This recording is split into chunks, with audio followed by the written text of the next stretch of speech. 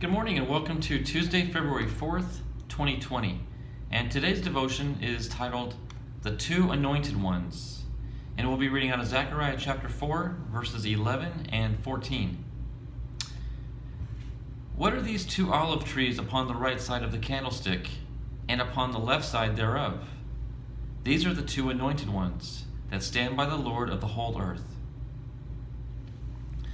The Old Testament law for establishing a truth was that two witnesses agree.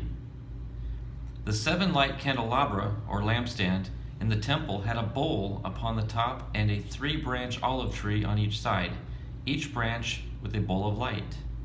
Each bowl contained a measure of olive oil with a wick. The priests were responsible to keep the appropriate amount of oil in the bowls, as well as keeping the wicks in the bowls clean and burning. This large piece of metal furniture represented the complete work of the Holy Spirit. In Revelation 11, God will send his 2 witnesses to preach the gospel to the tribulation world. They will call fire down from heaven to devour their enemies and qualify their words as the words of God. After 3.5 year ministry, God allows the Antichrist to end their ministry by death, and the godless world will send gifts to each other like Christmas. With the world watching, God will resurrect the 2 witnesses and rapture them to heaven. If they hear not Moses and the prophets, neither will they be persuaded, though one rose from the dead. And that comes from Luke 16:31. Jesus rose from the dead and proved Abraham's prophecy correct. President John F. Kennedy and Elvis Presley's grave sites have an eternal flame burning. Someday the gas will burn out, but Jesus' light will never stop shining. Come out of the darkness into the light of the world, and your life will be full of light. And our final thought is, I am the light of the world. He that followeth me shall not walk in darkness, but shall have the light of life.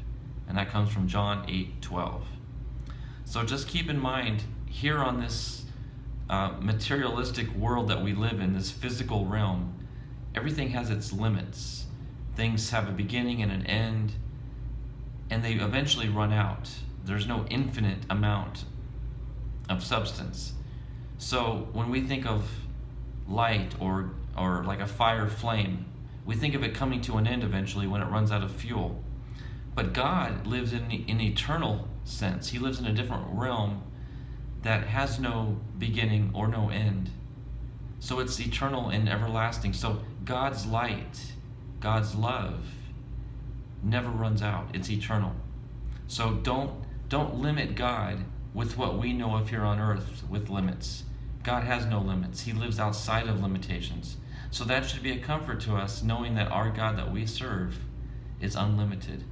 And with that unlimited source of love and authority, just imagine what he can do for you in your life. So I hope this has been encouraging and a blessing to you. I look forward to seeing you all tomorrow. Take care and God bless. Bye-bye.